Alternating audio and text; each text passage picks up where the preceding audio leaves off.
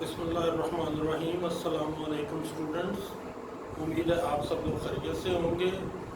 मैं आज first year के दूसरे चैप्टर का चौथा लेक्चर शुरू करने जा रहा हूँ।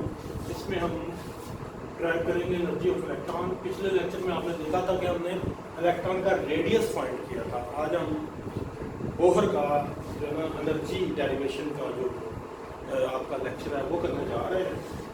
आपको पता है किसी भी चीज़ की जो एनर्जी है वो आमतौर पर दो पार्ट पर मुश्तमिल होती है, एक काइनेटिक एनर्जी और एक पोटेंशियल एनर्जी। तो इलेक्ट्रॉन की जो एनर्जी है, इलेक्ट्रॉन जो है ऑर्बिट में घूम रहा है, उसकी एनर्जी भी दो पार्ट पर मुश्तमिल होती है, एक काइनेटिक एनर्जी और दूसरा पोटेंशियल एनर्जी। काइनेटिक एनर्जी की वैल्यू तो आप फिजिक्स में भी पढ़ चुके हैं, वही वैल्यू है इधर 1/2 mv²। और पोटेंशियल एनर्जी की वैल्यू हमने ड्राइव करनी है उसी इलेक्ट्रोस्टैटिक फोर्स ऑफ अट्रैक्शन से जो इलेक्ट्रॉन और न्यूक्लियस के दरमियान होती है। आपने पिछले लेक्चर में उसकी वैल्यू पढ़ी थी, Z²/4πε0r²। ये वो फोर्स ऑफ अट्रैक्शन है जो इलेक्ट्रॉन और न्यूक्लियस के दरमियान है। इसे इंफिनिटी और आर के दरमियान अगर इंटीग्रेट करते हैं तो आपको जो आंसर मिलता है वो है -Z²/4πε0r।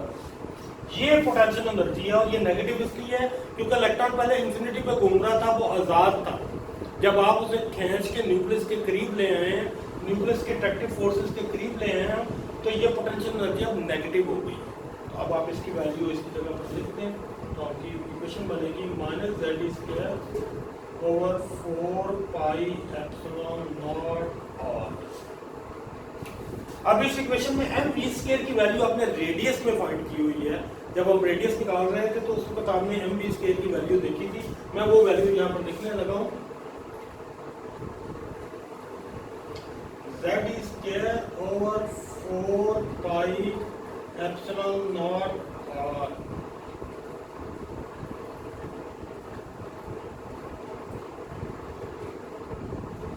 ये वैल्यू आपने पिछले लेक्चर में पढ़ी हुई है। ये जो वैल्यू मैंने आपके सामने mv² की लिखी है, जब हमने रेडियस डिराइव किया था तो उस वक्त ये वैल्यू हमारे सामने आई थी। अब आप इस इक्वेशन को सॉल्व कर दें, पहले इन दोनों को इधर मल्टीप्लाई कर दें, 2 को 4 से मल्टीप्लाई कर दें तो आपकी इक्वेशन बनेगी यहाँ पर 8 आ जाए। अब इस इक्वेशन को आप सॉल्व करें तो आपको मिलेगा 8πε0r, ऊपर आएगा Z²-2Z²। जब आप इस इक्वेशन को सॉल्व करेंगे तो आपको फाइनल आंसर मिलेगा -Z²/8πε0r। ये आपको फाइनल इक्वेशन मिली है। इसमें सिर्फ आपने आर की वैल्यू लगानी है, जो पिछले टॉपिक में हमने आर की वैल्यू ड्राइव की थी रेडियस की, वो आप इसमें फिट कर दें तो आपको फाइनल इक्वेशन मिल जाएगी। मैं लगाने लगा हूँ यहाँ पे।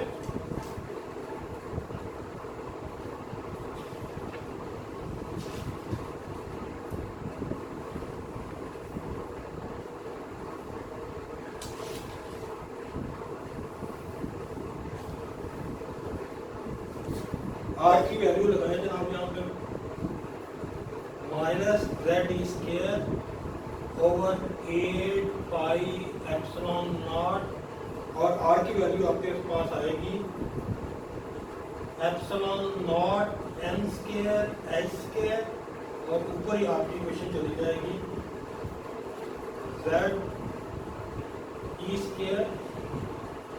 Z²/m। ये इक्वेशन आपके सामने आएगी। अब आप इस इक्वेशन को सॉल्व कर लें, अगर कुछ चीज़ें कटती हैं तो उन्हें काट दें, जो मिक्स होती हैं उनको मिक्स कर दें। मतलब पाई से पाई कट गया, ये Z और Z आपस में मिल जाएंगे, E और E भी आपस में मिल जाएंगे, एप्सिलॉन और एप्सिलॉन भी आपस में मिल जाएंगे, और आपको फाइनल इक्वेशन मिलेगी -Z²/8πε0² ये आपको फाइनल इक्वेशन जो है वो एनर्जी की मिल गई है। अब इस इक्वेशन में काफ़ी चीज़ें जो हैं वो कांस्टेंट है, उनको आप अलग कर लें तो आपका फाइनल इक्वेशन वो निकलेगी जो न्यूमेरिकल वाली है। ये तो असल फाइनल इक्वेशन है, लेकिन अगर आपने न्यूमेरिकल में से यूज करना हो तो आपको ये सारे कांस्टेंट लगाने पड़ेंगे, इसमें बहुत ज़्यादा टाइम लगता है। इसलिए हम बच्चों को वो इक्वेशन भी करवा के भेजते हैं जो जिसकी वजह से वो न्यूमेरिकल कर सकें। तो मैं आपको नेक्स्ट इक्वेशन देता हूँ।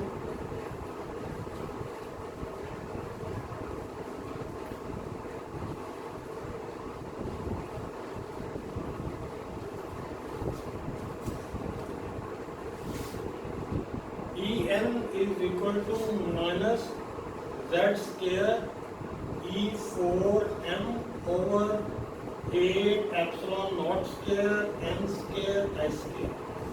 इसमें आप जानते हैं काफी चीजें कांस्टेंट है, स्वाय n और z की सारी चीजें कांस्टेंट है, क्योंकि E चार्ज ऑन इलेक्ट्रॉन है, ये भी कांस्टेंट है, m मास ऑफ इलेक्ट्रॉन है, ये भी कांस्टेंट है, 8 भी कांस्टेंट है, एप्सिलॉन नॉट वैक्यूम परमिटिविटी का कांस्टेंट है और h प्लॉन्क्स कांस्टेंट है। तो ये जितने भी कांस्टेंट हैं इनकी अगर आप वैल्यूज लगाएं तो आपको फाइनल आंसर मिलता है -2.178 into 10 raised the power -18 और अंदर आएगा z square over n square, क्योंकि z और n सिर्फ ये कांस्टेंट नहीं है, z एटॉमिक नंबर है किसी भी एलिमेंट का, आप एलिमेंट चेंज करेंगे तो z की वैल्यू चेंज हो जाएगी, और n ऑर्बिट का नंबर है, अगर इलेक्ट्रॉन एक ऑर्बिट से दूसरे ऑर्बिट में चला जाता है तो इनकी वैल्यू बदल जाती है। तो ये इक्वेशन आपने याद करनी है, करके जाना है, क्योंकि ये न्यूमेरिकल में यूज होने के लिए है। आपने जिस ऑर्बिट में भी इलेक्ट्रॉन की एनर्जी निकालनी है और वो जो भी एटम हो उसका एटॉमिक नंबर यहाँ पर लिखें, उसका ऑर्बिट नंबर यहाँ पर लिखें और आपको एनर्जी ऑफ इलेक्ट्रॉन मिल जाएगी उस ऑर्बिट की। क्योंकि आमतौर पर बाहर बोर का जो मॉडल है ये हाइड्रोजन के लिए यूज किया गया है, तो z की वैल्यू जो है वो 1 के बराबर है, तो ये खत्म हो जाएगा, आपकी फाइनल इक्वेशन बनेगी -2.178 into 10 raised the power -18 into 1 over n square। जिस ऑर्बिट की आपने एनर्जी निकालनी है उसकी n वैल्यू लिख दें आप, यानी प्रिंसिपल क्वांटम नंबर आप लिख दें तो आपको इलेक्ट्रॉन की एनर्जी मिल जाएगी। अब ये जो इक्वेशन हमारे सामने निकली है ये जूल पर एटम है।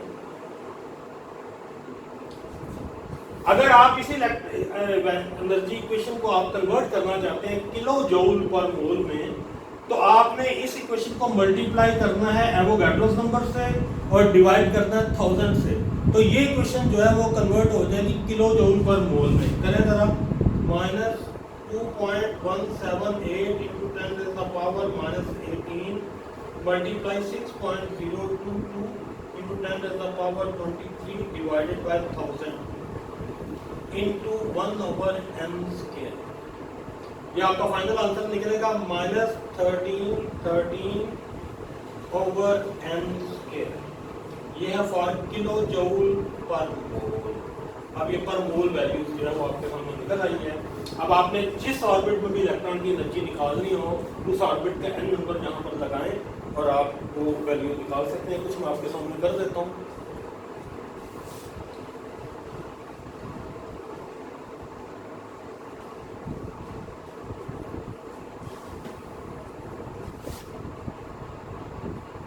मसलन पहला अगर ऑर्बिट है इलेक्ट्रॉन का तो -1313 डिवाइडेड बाय 1 का स्क्वायर, यही आपका आंसर आएगा -1313।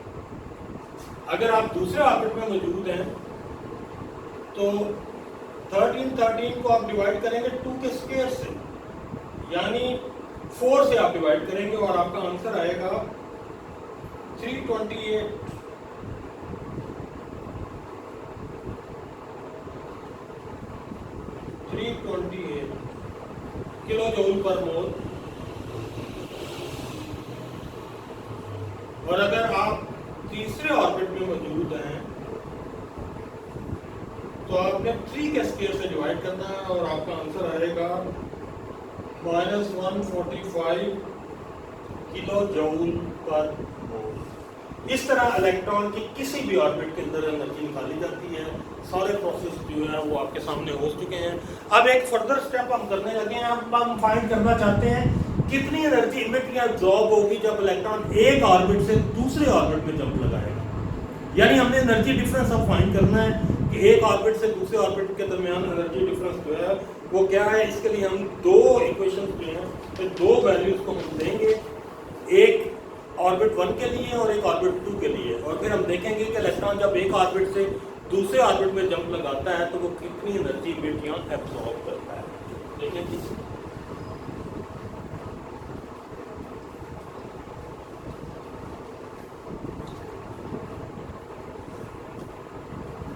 एक है हमारे पास ऑर्बिट 1, उसकी एनर्जी E1 है और उसकी वैल्यू आएगी Z² E4m over 8 epsilon not square n1 का स्क्वायर और I²। ये एक ऑर्बिट है, यहाँ पर इलेक्ट्रॉन जंप लगाकर पहुंचा है और इलेक्ट्रॉन ने जंप लगाया है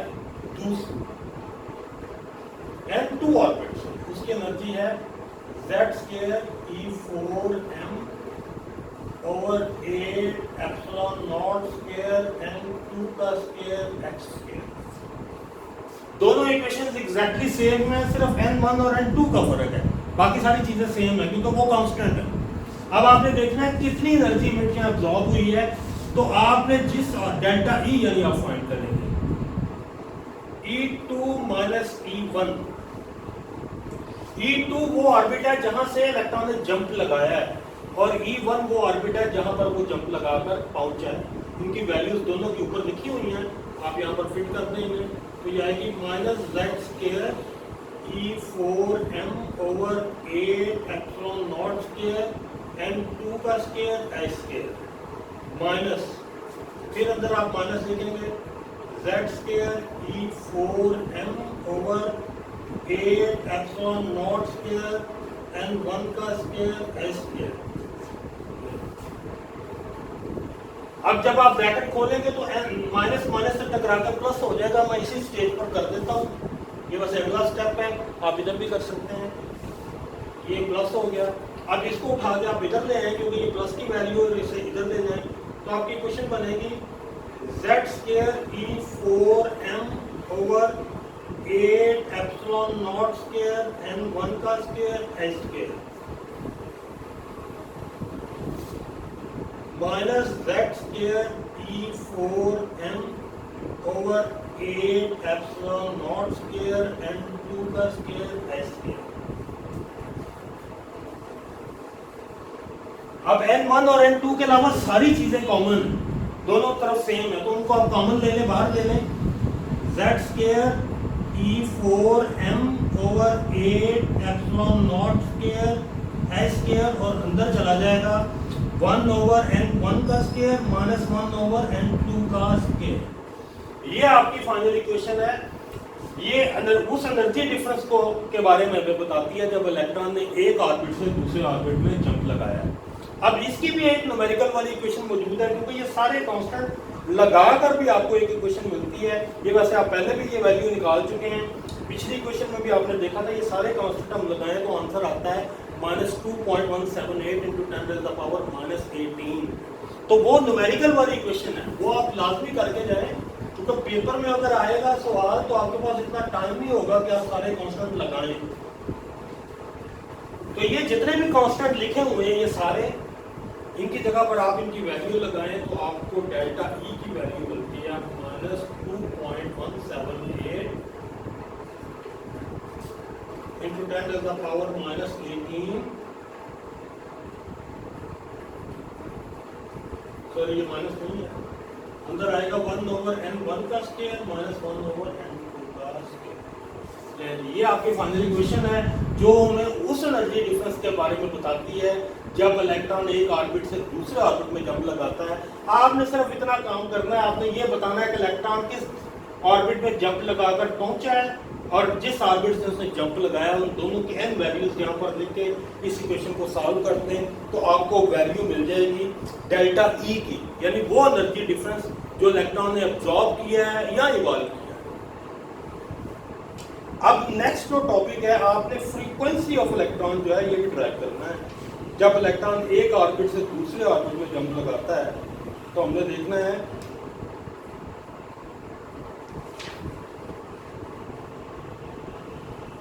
कि वो कितनी फ्रीक्वेंसी अब्जॉर्ब करता है या एमिट करता है। तो देखेंगे डेल्टा E की इक्वेशन आपको पता है h न्यू के बराबर होती है। डेल्टा E की वैल्यू तो आप निकाल चुके हैं, ये आप यहाँ पर लगाएंगे, सिर्फ आपने ये फ्रीक्वेंसी की वैल्यू निकालनी है। 2.178 into 10 raised to the power minus 18 into 1 over n1 का स्क्वायर minus 1 over n2 का स्क्वायर। आपने चूंकि फ्रीक्वेंसी की वैल्यू निकालनी तो h को आप दूसरी तरफ ले जाएं, बस इतना काम है आपका।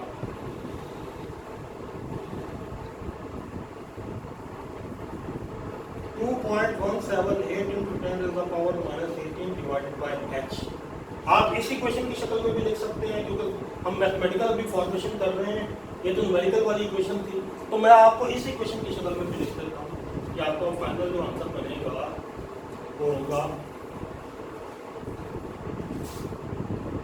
z square E4m over 8 pi 8 epsilon not square h square, और ये जब h इधर आएगा तो ये बन जाएगा z square E4m over 8 epsilon not square h का क्यूब हो जाएगा।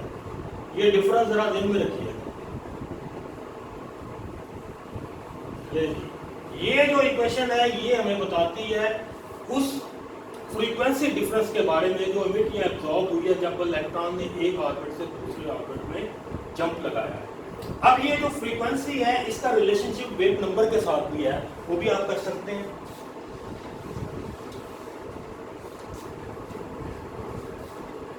फ्रीक्वेंसी जो होती है ये वेव नंबर से इस तरह रिलेटेड होती है। न्यू के निशान के ऊपर आपने बार का निशान लगाना है तो ये वेव नंबर को बाहर करना है। तो आप अब फ्रीक्वेंसी की जगह उसकी वैल्यू लिख दें तो आपकी इक्वेशन बनेगी C new bar is equal to z square E4m over 8 epsilon not square h cube into 1 over n1 का स्क्वायर माइनस 1 ओवर n2 का स्क्वायर। अब C ये कांस्टेंट है, स्पीड ऑफ लाइट, इसे आप इधर ले आए तो आपकी फाइनल इक्वेशन ये बनेगी z square E4m over 8 epsilon naught square CH cube into 1 over n1 का स्क्वायर माइनस 1 over n2 का स्क्वायर। ये आपकी फाइनल इक्वेशन है जो हमें वेव नंबर के बारे में बताती है। ये आपकी फाइनल इक्वेशन है जो हमें फ्रीक्वेंसी के बारे में बताती है, और ये आपकी फाइनल इक्वेशन है जो हमें एनर्जी डिफरेंस के बारे में बताती है। ये तीनों जो असम्पशंस हैं ये हमने उस सूरत में लिए हुए हैं जब इलेक्ट्रॉन एक ऑर्बिट से दूसरे ऑर्बिट में जंप लगाता है तो ज़ाहिर है एनर्जी डिफरेंस भी आता है, फ्रीक्वेंसी डिफरेंस भी आता है, वेव नंबर का डिफरेंस भी आता है। तो ये आपकी फाइनल इक्वेशंस हैं।